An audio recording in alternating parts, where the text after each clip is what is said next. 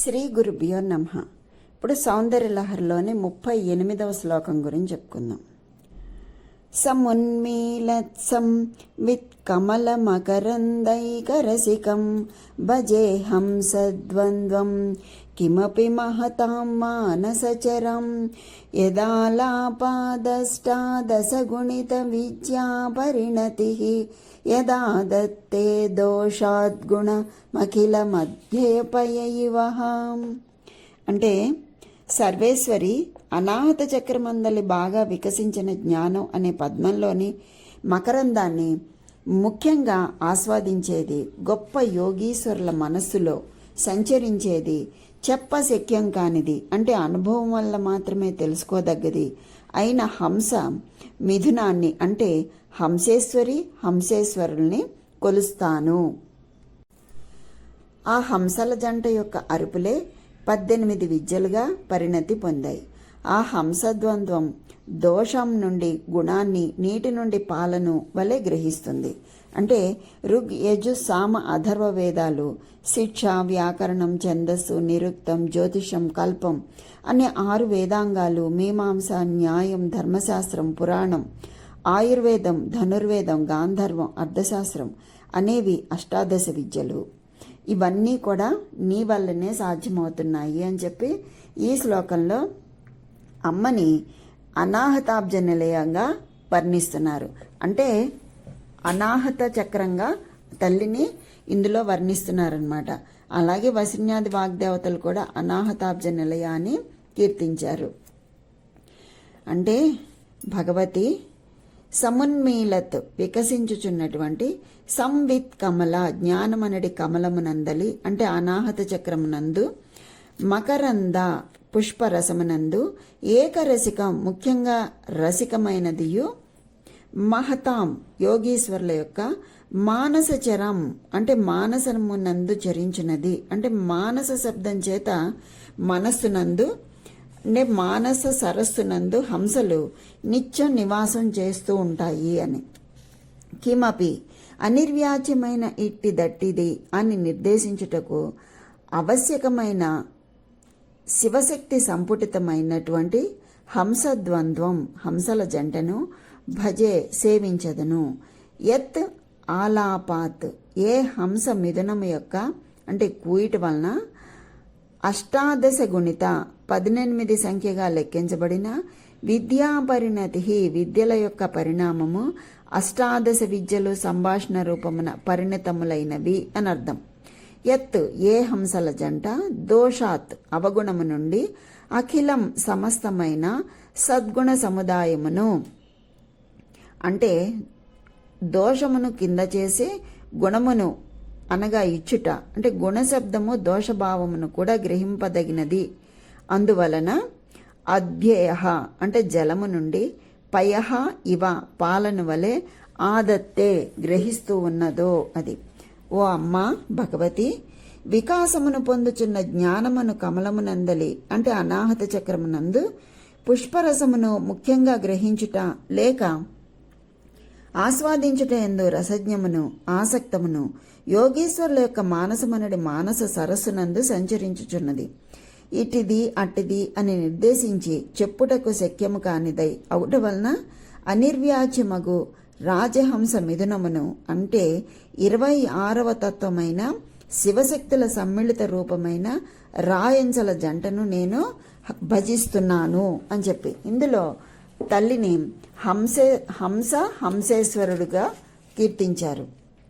ఇంతకుముందు వ్యోమేశ్వరుడు, ఇందులో హంసేశ్వరుడు అలాగా కీర్తించారు. ఏ రాజహంసల జత ఆలాపించినంతనే మాట్లాడినంతనే కూజితము గావించినంతనే ఆ ఆలాపం వలన వేదాలు 4, శిక్షాది వేదాంగాలు 6, మీమాంస, న్యాయధర్మం, పురాణం, ధర్మశాస్త్రం, ఆయుర్వేదం, గాంధర్వేదం, ధనుర్వేదం, అర్థశాస్త్రం అనే 18 విద్యలు ఏ పరమహంస ద్వంద్వం నుండి దోషము నుండి సద్గుణ సముదాయము అను జలముల నుండి క్షీరమును వలె గ్రహించుచున్నదో అంటే పాలను నీళ్లను ఎలా అయితే వేరు చేయుచున్నదో అంటే జలము నుండి క్షీరాన్ని అంటే నీళ్లలో ఉన్నటువంటి పాలను మాత్రమే తాగి హంస నీళ్లను వదిలేస్తుంది కదా, అలాగే క్షీరమును వలె గ్రహించుచున్నదో ఆ హంస మిథునమును ధ్యానించదను అని అర్థం. అంటే ఎలా అంటే సమున్మీల వికసించినటువంటి సంవిత్ కమల జ్ఞానము అను కమలమునందలి అంటే అనాహత చక్రం నందు మకరందైక రసికం పుష్పరసమునందు ముఖ్యంగా రసగ్రహణం చేయటందు ఆసక్తి కలిగి భజే సేవించదను. హంసద్వంద్వం రాయంచల జతను కిమపి అనిర్వచనమైన మహతాం యోగీశ్వరుల యొక్క మానసచరం మనసునందు చరించేటటువంటి అష్టాదశ గుణిత 18 సంఖ్యగా లెక్కింపబడిన విద్యాపరిణతి విద్యల యొక్క పరిణామము యథాదత్తే ఏ హంసల జంట గ్రహిస్తూ ఉన్నదో మధ్య అంటే నీటి నుండి పయ ఇవ పాలవలే. అంటే జ్ఞానకమలము అంటే అనాహత చక్రం వికసించి నీ తత్వము తెలుసుకొని కమలమునందలి మకరందాన్ని గ్రోలితే అతడు పూర్ణ జ్ఞానే అవుతాడు. పరమహంస స్వరూపుడైన పూర్ణ జ్ఞాన శక్తి రూపులైన శివానీలు స్తుతించుట, వాళ్ళని స్తుతించటం అనేది అనిర్వచనీయం. అవ్యక్తులైన శివశక్తి స్వరూప దివ్య జంటను సేవించదను అని సాధకుని హృదయ భావన. ఏ హంసల జంట ముఖము నుండి వెలువడు పలుకులు వినినంతనే ఆలాపములలో చతుర్వేదములు, శిక్షాది 6 వేదాంగాలు, మీమాంస న్యాయ పురాణ ధర్మశాస్త్ర ఆయుర్వేద గాంధర్వ ధనుర్వేద అర్థశాస్త్రాదులను 18 విద్యలు పుట్టినాయో జన్మించినవో, ఏ పరమహంసల జంట దోషముల నుండి సద్గుణములు అనే పాల నుండి నీటిని విడదీసి గ్రహించి సాధకులను తరింపచేయుచున్నారో ఆ పరమహంస జంట నన్ను కరుణించి దుఃఖము తొలగించి సంతత ఆనందము కలిగించి జన్మ కర్మ బంధములను ఛేదించి ఎల్లవేళలా రక్షించుచున్నవో ఆ చిదానంద దివ్య స్వరూపాన్ని సదానందునిగా సదా పొందు ప్రార్థిస్తున్నాను అని ఆదిశంకర్లు అద్భుత ఫలముగా మనకు అందించినటువంటి అద్భుతమైన శ్లోకం. అమ్మా, మీ మైథున వైభవం వర్ణించలేం తల్లి. అనాహత చక్రంలోని కమలం జ్ఞాన సంవిత్ కమలం. ఆ అరవింద మకరంద పానంలో అత్యంత ఆసక్తులు మీరు. మహాయోగి మానస సరోవర విహార తత్పరులైన రాజహంసలు మీరు. ఏం చెప్పమంటారు? షడ్వింశ తత్వ విరాజితమైన శివశక్తి సంపుటి మీది. అట్టి మీ పరమహంస మిథునాన్ని భజిస్తున్నాను తల్లి. మీ కలహంస గీతాల నుండే కదా వేదాలు, వేదాంగాలు, అష్టాదశ పురాణాలు, షట్ శాస్త్రాలు వెలువడ్డాయి. జల క్షీరాల నుండి క్షీరం గ్రహించి జలం విడిచినట్లుగా మా దోషాలు విడిచిపెట్టి గుణాలు గ్రహించే ఆదర్శ రాజహంస దంపతులమమ్మ మీరు. మీ దంపతులకు అనేక నమస్కృతులు. అంటే అమ్మ, మా దోషాలు ఉన్నవేదైనా ఉంటే ఆ దోషాలు నీరుని ఏ విధంగా అయితే హంస విడిచిపెట్టి పాలను గ్రహిస్తుందో ఆ దోషాలను నువ్వు నీటిలాగా విడిచిపెట్టి మాలో ఏ కొంచెం సుగుణాలున్నా ఆ సుగుణాలను పాలలాగా గ్రహించి మమ్మల్ని అనుగ్రహించు తల్లి అని చెప్పి శంకర్లు ప్రార్థిస్తున్నారు ఇందులో. అంటే ఇది మనకి ఎలా చెప్తున్నారు? ఈ శ్లోకంలో అనాహత చక్రం వద్ద ధ్యానం చేయవలసిన శివశక్తుల గురించి చెప్తున్నారు. అనాహత చక్రం హృదయ ప్రాంతంలో ఉంటుంది. జీవన వ్యాపారంనకు, జీవన ప్రసారానికి, అనురాగ ప్రసారానికి హృదయం కేంద్రం. జీవకారకుడు, శక్తికారకుడు అయిన సూర్యునికి ఈ హృదయమే స్వస్థానము. ఈ కారణము వల్లనే జ్యోతిష్ శాస్త్రంలో హృదయమును సూచించు సింహరాశి సూర్యునికి స్వస్థానంగా చెప్పబడింది. మనలో పాపమంటని ప్రదేశం ఈ హృదయమే. దీనిలోని దహరాకాశం అంటే పంచభూతములలోని ఆకాశమునకు మచ్చు అనగా ఉంటుంది.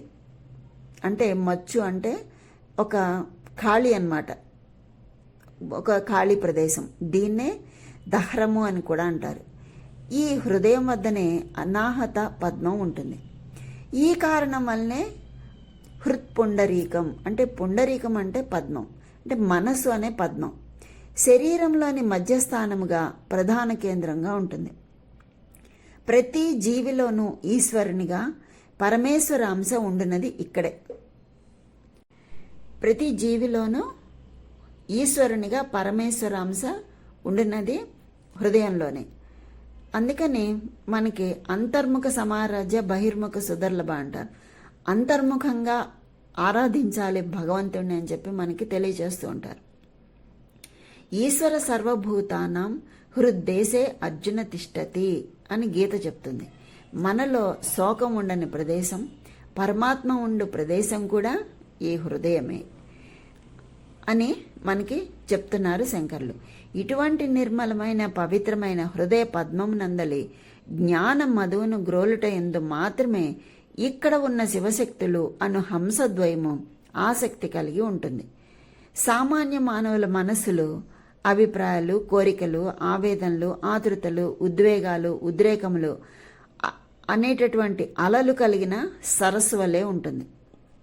కానీ యోగీశ్వరుల మనస్సులు అటువంటి అలలు లేని సరస్సు వల్లే నిశ్చలంగా ఉంటుంది. అటువంటి నిర్మలమైన నిశ్చలమైన మానస సరోవరమునందు, మానస సరోవరం అంటే మనస్సు అనే సరోవరమునందు మాత్రమే ఈ శివశక్తులు అనే హంసద్వయము సంచరిస్తూ ఉంటుంది. ఈ మానస సరోవరంలో హంసలు సంచరిస్తూ ఉంటాయి. అంటే మనస్సు అనే సరోవరం నందు సంచరించే హంసలేమేంటి? శివశక్తులు అన్నమాట. వారే మన మనస్సు అనే సరోవరంలో సంచరిస్తూ ఉంటారు. ఈ శివశక్తులు అనేది ఈ రాజహంసల జంట చేయు సల్లాప సంభాషణాదులే వేదాంగాది అష్టాదశ విద్యలుగా రూపొందుతున్నాయి. అంటే ఏమేంటి? 4 వేదాలు, 6 వేదాంగాలు, మీమాంస, న్యాయ, దర్శన, ధర్మశాస్త్ర, ఆయుర్వేద, గాంధర్వవేద, ధనుర్వేద, అర్థశాస్త్రాలు ఇవన్నీ కలిపి ఈ 18 విద్యలు అష్టాదశ విద్యలు అంటారు. 18 విద్యలు. ఈ విధంగా వాళ్ళు చేసేటటువంటి సల్లాప సంభాషణాదులే అష్టాదశ విద్యలుగా రూపొందుతున్నాయి. ఈ శివశక్తులన్నది పరమహంస ద్వంద్వము జలముల నుండి క్షీరము గ్రహించినట్లు దోషముల నుండి సద్గుణ సముదాయమును గ్రహించగలవు. అదే కోరుకుంటున్నాం.